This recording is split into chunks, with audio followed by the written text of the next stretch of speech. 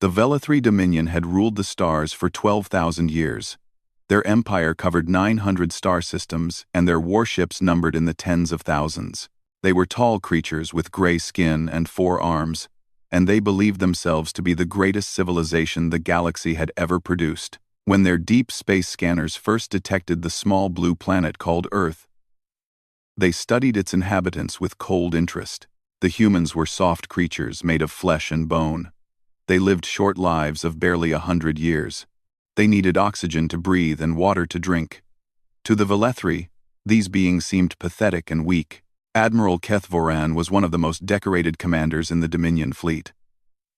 He had conquered 17 species in his long career, and had never known defeat. When the Velithri High Council decided to expand their territory into the region humans called the Orion Spur, Kethvoran was given command of the operation. He did not expect any real resistance. His intelligence officers had studied human civilization for decades and concluded that these creatures were barely worth conquering. They had small ships and primitive weapons. They talked endlessly about peace and diplomacy. They were, in the Admiral's opinion, nothing more than prey animals who had somehow learned to build starships. The attack came without warning on a spring morning by Earth's calendar. 3 human colony worlds on the outer edge of their territory received no demands and no ultimatums. Velithri warships simply appeared in orbit and began their bombardment. The cities burned. The forests turned to ash. The oceans boiled under the heat of plasma weapons that had destroyed 100 civilizations before. 40 million human beings died in less than 6 hours. Men and women and children, all reduced to nothing because an alien admiral wanted to teach a weak species its place in the galaxy. Commander Daniel Hayes received the news while standing on the bridge of the Terran Defense Navy vessel Resolute. He was a tall man, with gray eyes and dark hair that was beginning to show streaks of white at the temples. He had served in the fleet for 22 years and had seen many terrible things, but the images coming through on his display screen made his blood run cold. He watched cities he had visited reduced to craters. He saw the faces of the dead scrolling past in an endless stream of casualty reports. His hands gripped the railing in front of him so hard that his knuckles turned white. Lieutenant Commander Catherine Moore stood beside him. She was his executive officer and had been his friend for nearly a decade. Her face was pale as she watched the same footage. When she spoke, her voice was tight with a fury that she was struggling to control. She told Daniel that the Velithri were broadcasting messages across all channels. They were calling the attack a mercy. They were saying that they had done humanity a favor by culling a species too weak to survive in a dangerous galaxy. They were laughing at the dead. Daniel said nothing for a long moment. He thought about his sister who lived on one of the destroyed colonies. He thought about her husband and their 2 young children. He did not know yet if they were among the dead, but the odds were not in their favor. He thought about all the times humanity had chosen peace when they could have chosen war. He thought about the treaties they had signed and the compromises they had made. The Velithri had mistaken all of that for weakness. They had looked at human restraint and seen only fear. On the moon called Luna, Fleet Admiral Gregory Santos stood in the command center of Terran Defense Headquarters. He was an older man with a weathered face and calm eyes that had seen too much death over the years. Around him, officers and analysts worked frantically to assess the damage and coordinate rescue operations for any survivors on the attacked worlds. The numbers were grim. The Velithri had been thorough in their destruction. They had not come to conquer. They had come to exterminate. Gregory received a secure communication from the United Earth Council. The leaders of humanity had met in emergency session and reached a unanimous decision in less than an hour. For 200 years, Earth had maintained a policy of peace and quiet preparation. They had smiled at alien ambassadors and signed trade agreements while secretly building something in the shadows. They had hoped it would never be needed. They had prayed that the galaxy would prove kinder than human history suggested it would be. Those prayers had gone unanswered. The order was simple: mobilize everything. Gregory closed his eyes for just a moment. He thought about what was coming and what it would mean for humanity and for the galaxy. There would be no going back after this. The secret they had kept for 2 centuries would be revealed, and the universe would never look at the human race the same way again. He opened his eyes and began issuing commands. Across human space, the message spread through secure channels. On Earth, officers who had waited their entire careers for this moment received their activation codes. On Mars, massive doors that had been sealed for decades began to open. In the asteroid belts, facilities that appeared to be mining operations revealed their true purpose. On distant moons and hidden stations, lights flickered to life in shipyards that most humans did not even know existed. Daniel Hayes received his orders aboard the Resolute. He read them twice to make sure he understood. Then he turned to Catherine and told her to set a course for Titan Station. She asked what was at Titan Station. He told her that she would see soon enough. He told her that everyone would see. In the halls of the Velethri High Council, Admiral Kethvaran received congratulations for his successful operation. The council members praised his efficiency and his brutality. They discussed which human worlds to target next and how quickly they could absorb the remaining human territory into their empire. They laughed about the primitive species that had dared to exist in their space. They had no idea what they had awakened. Humanity had survived ice ages and plagues. They had survived wars that killed hundreds of millions of their own kind. They had survived meteor strikes and famines and disasters that would have ended most species. They had learned long ago that the universe was not kind to the weak. They had also learned that sometimes the best way to survive was to let your enemies underestimate you. The Velethri thought they were dealing with fragile creatures who would break at the first sign of pressure. They were about to learn how wrong they were. The gathering storm had begun, and it would shake the stars themselves. Captain Samantha Ellis had served in the Terran Defense Navy for 15 years. She was a woman of average height, with short brown hair and steady hands that never shook even in the worst situations. She had commanded the Dreadnought Valiant for 3 years, and believed she knew everything there was to know about human military capabilities. She was wrong. Her ship arrived at Titan Station following emergency orders from Fleet Command. Titan was the largest moon of Saturn, a frozen world of orange haze and methane lakes. Samantha had visited many times before and knew it primarily as a refueling depot and scientific outpost. Nothing she had seen there had prepared her for what she was about to witness. The Valiant took up position near an observation platform, and Samantha watched through the main viewport as something impossible began to happen. The surface of Titan was opening. Massive sections of what she had always believed to be natural terrain were sliding apart to reveal artificial structures beneath. Shipyard bays, the size of small countries, were emerging from underground facilities that must have taken decades to construct. And from those bays, ships were rising. Not dozens or hundreds, but thousands upon thousands of warships. Lieutenant Commander Nathan Price stood beside her. He was a younger officer with sharp features and a quick mind. He had been her executive officer for 2 years and had never seen her look surprised by anything. Now her face showed an expression of pure astonishment. He asked her what they were looking at. She told him she had no idea. A communication came through from Fleet Admiral Gregory Santos. His voice was calm and measured as he explained what Samantha and her crew were witnessing. For 150 years, humanity had been building a secret fleet. Every generation had contributed to the project. Resources had been quietly diverted from 1,000 sources. Engineers and workers had lived and died in these hidden facilities, dedicating their lives to a project they hoped would never be needed. The result was the largest armada the galaxy had ever seen. Samantha asked the question that was burning in her mind. She asked how many ships there were.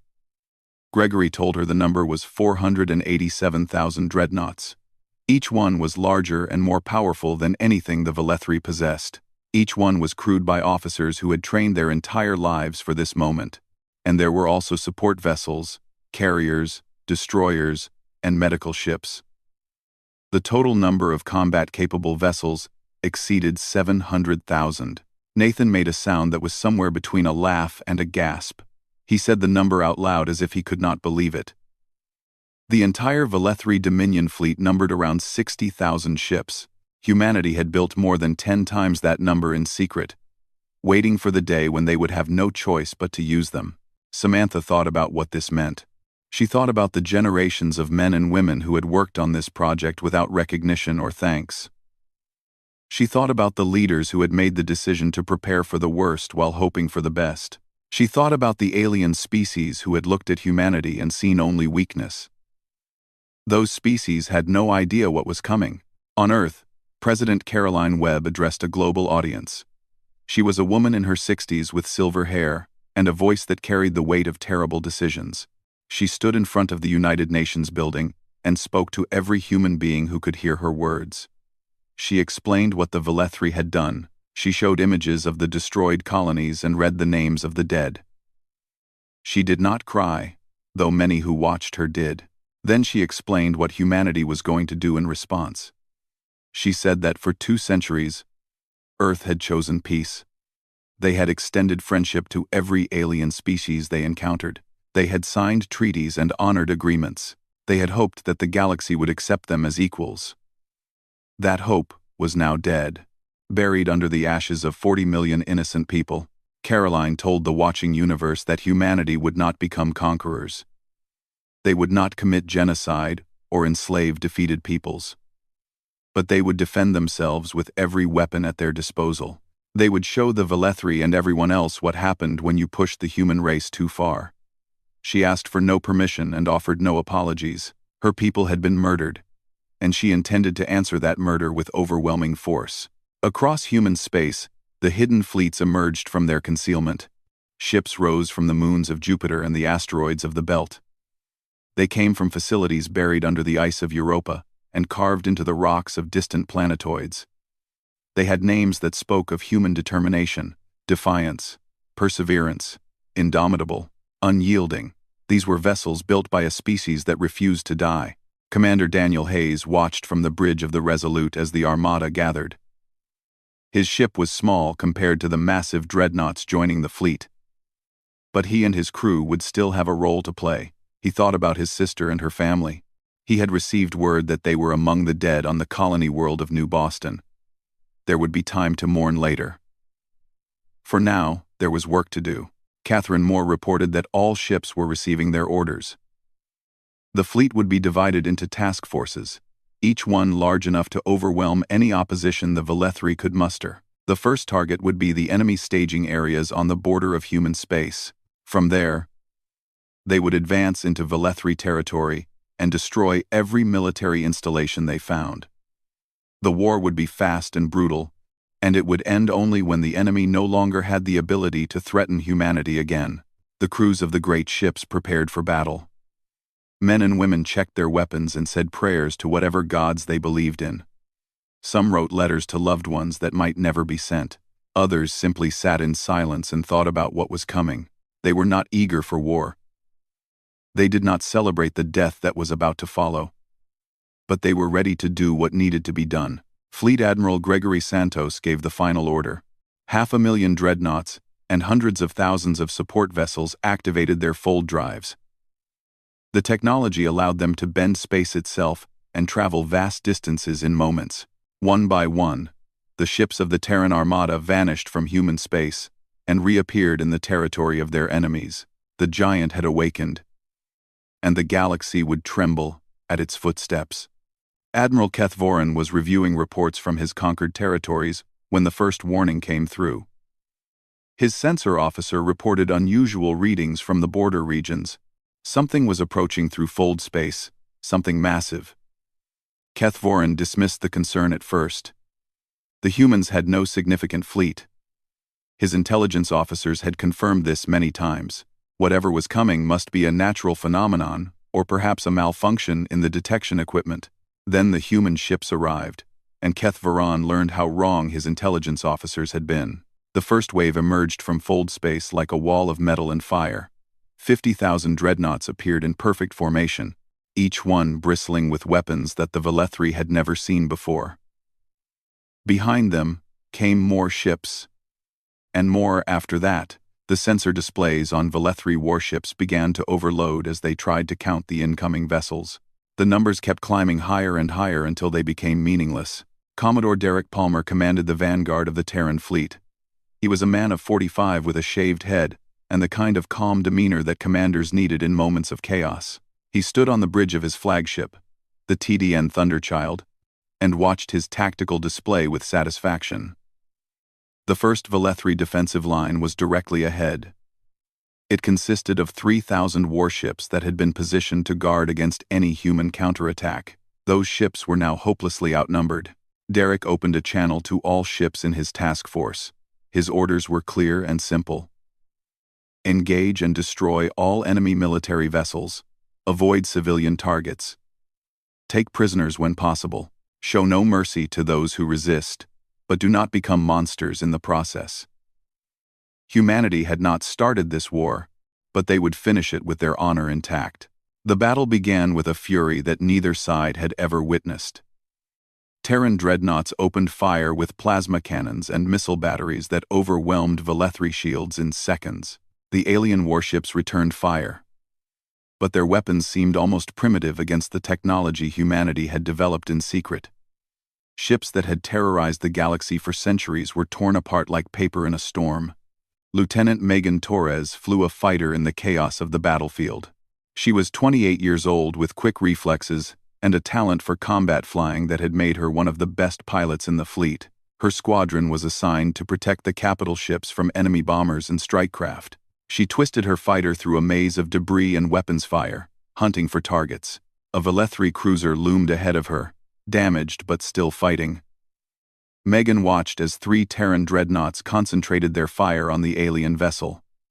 The shields flickered and failed. The hull buckled under impacts that would have destroyed smaller ships instantly. Then the cruiser came apart in a bloom of fire and metal that scattered across the void. Megan flew through the debris field without slowing down, already searching for her next target. The Battle of the Border, as it would later be called, lasted less than 4 hours. The 3,000 Velethri ships were annihilated. Not defeated or scattered, but completely destroyed. Only a handful of escape pods remained, carrying survivors who would spend the rest of their lives wondering how everything had gone so wrong so quickly. Admiral Keth Voran received the reports with growing horror. His defensive line was gone. His reinforcement fleet was too far away to help, and the human armada was still advancing, growing larger with every passing hour as more task forces joined the invasion. He sent urgent messages to the High Council demanding more ships and more resources. The responses he received were confused and frightened. The Dominion had never faced anything like this before.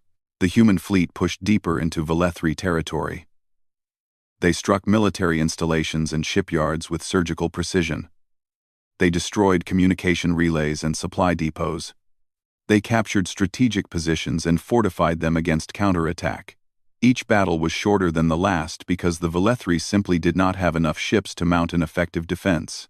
Commander Daniel Hayes participated in the assault on a Velethri naval base orbiting a gas giant.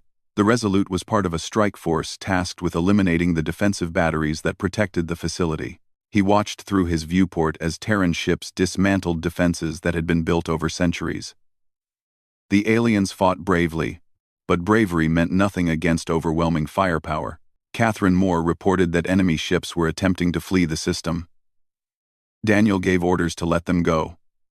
Those fleeing vessels would spread word of what had happened here. They would tell other Velethri commanders about the endless waves of human dreadnoughts. Fear was a weapon too, and humanity intended to use it. The war reached the Velethri homeworld in 3 months. Admiral Keth Voran had retreated there with the remnants of his fleet, hoping to make a final stand at the heart of the Dominion. He had gathered every ship he could find. Nearly 40,000 vessels representing the last military strength of his people. It was the largest defensive force the Velethri had ever assembled in one place. The Terran Armada arrived with 400,000 ships. The final battle lasted 6 hours. Keth Voran fought with everything he had. He ordered desperate charges and suicidal attacks. He threw wave after wave of fighters at the human fleet. Nothing worked. The Terran ships advanced methodically, destroying everything in their path with cold efficiency. By the end, the once proud Velethri fleet had been reduced to drifting wreckage, orbiting a world that no longer had the power to defend itself. Commodore Derek Palmer broadcast a message to the planet below. His words were translated into every Velethri language and transmitted on all channels. He said that the war was over. He said that the Velethri military no longer existed as a fighting force. He said that humanity had no desire to harm civilians and would not bombard population centers. But he also said that any further resistance would be met with total destruction. The choice belonged to the people of the Dominion. The Velethri High Council surrendered 12 hours later. They had no other option. The species that they had called weak and fragile had crushed them so completely that recovery was impossible. The empire that had ruled the Orion Spur for 12,000 years had fallen in 90 days. The Dark Armada had done its work, and now a different kind of battle would begin. The galaxy waited for humanity to become conquerors. Every species that had watched the war unfold expected the same pattern they had seen 1,000 times before. The victor would enslave the defeated. They would strip resources and crush any remaining resistance. They would build an empire on the bones of their enemies. This was how things had always been done. This was how power worked among the stars. Humanity surprised them all. Fleet Admiral Gregory Santos stood before the Galactic Assembly 3 weeks after the Velethri surrender. The assembly was a gathering of representatives from 400 different species, a forum where civilizations discussed trade and treaties and the balance of power. They had watched the war with a mixture of terror and fascination. Now they watched the human admiral with expressions that ranged from fear to confusion. Gregory spoke simply and directly. He said that humanity had not come to the stars seeking war. They had not built their fleet because they wanted to conquer other species. They had built it because history had taught them that peace often required strength. The Velethri had murdered 40 million innocent people without warning or provocation. Humanity had responded by eliminating the threat. But now that the threat was gone, there was no reason to continue fighting. He announced that the Terran Republic would not annex Velethri territory. They would not demand tribute or slaves. They would not install puppet governments or strip the defeated empire of its resources. Instead, humanity would help rebuild what the war had destroyed. They would provide food and medicine and engineering assistance to populations that were suffering. They would treat prisoners of war with dignity and return them to their families. The assembly members did not know how to react. Some thought it was a trick, a clever deception designed to lower defenses before a second wave of attacks. Others believed the humans were simply too soft-hearted to do what needed to be done. Very few understood the truth. Humanity had proven their strength beyond any doubt. They did not need to prove it again through cruelty. Captain Christopher Lane was assigned to lead humanitarian operations on the Velethri homeworld. He was a man of 38, with a calm manner and a talent for logistics that made him perfect for the job. His task force included medical ships, cargo vessels loaded with supplies, and engineering teams ready to repair damaged infrastructure. They arrived in orbit above a world that had expected destruction and instead received help. The first days were difficult. The Velethri population had been told for generations that humans were primitive and dangerous. They had been told that the soft creatures from the blue planet were barely intelligent enough to tie their own shoes. Now those same creatures were landing on their world with food for the hungry and medicine for the sick. The cognitive dissonance was almost too much to bear. Christopher walked through a refugee camp on the outskirts of a major city. The camp housed Velethri civilians who had fled the fighting and lost their homes. They watched him with four-armed bodies tensed for violence, waiting for the punishment they believed they deserved. Christopher smiled at them and handed out blankets. He directed his medical teams to treat the injured and the ill. He showed them through his actions that humanity was not what they had been told. Commander Amanda Scott handled prisoner exchanges on a space station that had been converted into a processing center. She was a woman with sharp eyes and a gift for languages that allowed her to communicate with the Velethri without relying entirely on translation devices. Thousands of captured soldiers passed through her station, and she made sure each one was fed and treated fairly before being returned to their people. One Velethri officer stopped to speak with her before leaving. He was an older male, with gray skin marked by scars from decades of warfare. He asked her the question that so many of his people were asking. He wanted to know why. The humans could do anything they wanted to the defeated Dominion. They could take revenge for the 40 million dead. They could enslave his species and work them to death in mines and factories. Instead, they were giving away food and rebuilding hospitals. It made no sense to him. Amanda considered her answer carefully. She said that strength without compassion was just cruelty with better weapons. Humanity had wanted to prove they could defend themselves. Not that they could be as brutal as their enemies. They had shown the galaxy what happened when you pushed them too far. Now they were showing the galaxy what kind of people they truly were. The war was the warning. The peace was the choice. The officer was silent for a long moment. Then he bowed his head in a gesture of respect that Amanda had never seen a Velethri make to anyone. He said that his people had been wrong about humans. He said that perhaps they had been wrong about many things. He left the station with something in his eyes that might have been hope. On Earth, the memorials to the dead were being completed. Every major city had a monument to the 40 million who had died in the initial attack. Their names were carved into black stone or projected in light displays that could be seen from orbit. President Caroline Webb attended the dedication ceremony in New York and spoke about the cost of the war and the meaning of the peace that followed.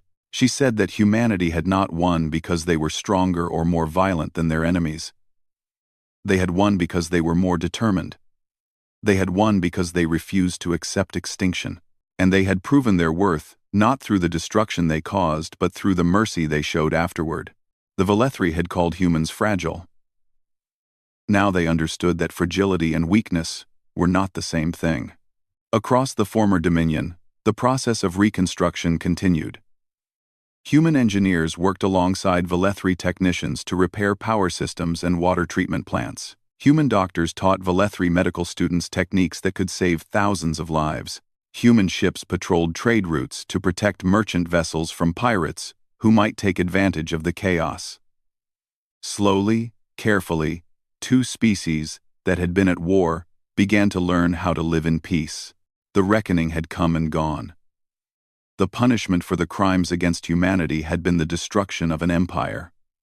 The reward for that destruction was something far more valuable than territory or resources. It was respect, it was fear, and for those who looked closely enough, it was something that might one day become friendship. 10 years had passed since the war that changed everything. The galaxy was a different place now. The Velethri Dominion existed only in history books, replaced by a collection of independent systems that governed themselves under the watchful protection of the Terran Republic. Other empires that had once threatened smaller species now thought carefully before raising their weapons. Everyone remembered what had happened to the last civilization that underestimated humanity. Admiral Samantha Ellis commanded the peacekeeping fleet that patrolled the former Dominion territories. She had been promoted many times since the war, and now controlled more firepower than most species possessed in their entire military. Her flagship was the TDN Horizon, a dreadnought that served as both a symbol of human power and a guardian of the peace they had established. She stood on its bridge and watched a convoy of merchant ships pass safely through space that had once been a war zone. Lieutenant Tyler Brooks was her aide, a young officer who had been born after the war ended and knew it only from history lessons. He stood beside her and observed the peaceful scene with an expression that mixed satisfaction with something more thoughtful. He said that they had scared the entire galaxy. He said that some species were still terrified of humanity even after a decade of peace. He asked if that was really what they wanted. Samantha considered the question. She said that fear could prevent wars just as easily as it could start them. As long as the galaxy knew what happened when someone cornered humanity, maybe they would think twice before trying. The fleet was not just a weapon. It was a deterrent, a promise of consequences that made aggressive species hesitate. Peace through strength was an old idea, but it worked. On Earth, the world had changed in ways both visible and subtle. The economy had shifted to support the massive fleet that still patrolled the stars. Entire generations had grown up knowing that their species was a major power in galactic affairs. Children learned about the war in school, not as a celebration of victory but as a lesson about the costs of violence and the responsibilities of power. The memorials to the 40 million dead remained in every city, permanent reminders of why the fleet existed and why it must never be needed again. President Benjamin Cole stood at the main memorial in Geneva for the 10th anniversary commemoration. He was a man in his 50s who had served as a junior officer during the war and still remembered the fear and determination of those days. Crowds gathered to hear his words, and billions more watched through broadcasts that reached every human world and beyond. He spoke about the species that had called humanity fragile. He talked about how the Velethri had looked at human bodies and seen only weakness. They had seen creatures that bled easily and died quickly. They had seen short lifespans and soft skin and concluded that these beings were not worth respecting. They had been terribly wrong. Benjamin said that humans were fragile. This was simply a fact. They could be killed by accidents and diseases and violence. They lived brief lives compared to many other species. But fragility was not the same as weakness. Fragile things learned to protect themselves. They built walls and weapons and alliances. They prepared for dangers that might never come because they knew that survival favored the prepared. The Velethri had confused human restraint for human inability. They had learned the truth in fire and blood. He concluded by saying that 500,000 dreadnoughts had not won the war. Ships were just tools, metal, and energy shaped into useful forms. What had won the war was the stubborn refusal of a species to accept extinction. It was the determination of billions of people who had decided together that they would not be victims. It was the labor of generations who had built in secret and waited in patience for a day they hoped would never come. And now, a decade later, it was the choice to use that power wisely, rather than cruelly, that defined who humanity truly was. In the depths of space, far from any star, the patrols continued. Terran warships moved through the darkness in formations that covered thousands of light-years. They watched for threats that might emerge from the unknown. They protected trade routes and responded to distress calls from species that had once feared them. They had become guardians rather than conquerors. A role that many humans found surprising but appropriate. Commander Daniel Hayes had retired from active service 5 years after the war. The loss of his sister and her family had never stopped hurting, but time had dulled the sharpest edges of that pain. He lived now on a small colony world with his wife, a woman named Rebecca whom he had met during the reconstruction efforts. They had 2 children who would grow up in a galaxy that was safer because of what their father's generation had done. Catherine Moore visited them sometimes. She had risen to the rank of captain and commanded her own ship now, carrying on the work they had started together. She sat with Daniel on his porch and watched the stars come out as evening fell. She said that the Velethri survivors were finally starting to trust humans. She said that young Velethri were learning human languages and studying human culture. She said that some of them were even applying to serve in combined peacekeeping units alongside human officers. Daniel smiled at this news. He said that was good. He said that winning the war had been necessary. But winning the peace was what mattered in the end. Empires built on fear alone eventually crumbled. What they were building now, slowly and carefully, was something that might actually last. In the Galactic Assembly, humanity had become a voice for smaller species that could not defend themselves. They used their influence to negotiate fair treaties and prevent exploitation. They spoke against aggression and supported cooperation. They were not perfect, and they made mistakes like any other species. But they tried to be better than what they had faced. They tried to create the kind of galaxy they wished had existed when they first ventured beyond their own solar system. The stars had once seemed cold and dangerous, filled with species that would destroy humanity without a second thought. Now, those same stars were beginning to feel like home. Human ships traveled freely between worlds that had never heard of Earth a generation ago. Human traders and diplomats and scientists worked alongside aliens who had become friends and partners. The war that was supposed to end humanity had instead given them a place among the great powers of the galaxy. They had thought humans were fragile, and they had been right. But they had also thought that fragile meant weak. And in that they had been terribly wrong. Humanity had taken their fragility and turned it into a reason to be strong. They had built their fleet and trained their soldiers and waited for the day when someone would test their resolve. When that day came, they had answered with overwhelming force and then surprising mercy. The galaxy would not forget this lesson for a very long time. A new dawn had risen over the stars, and humanity walked proudly into its light.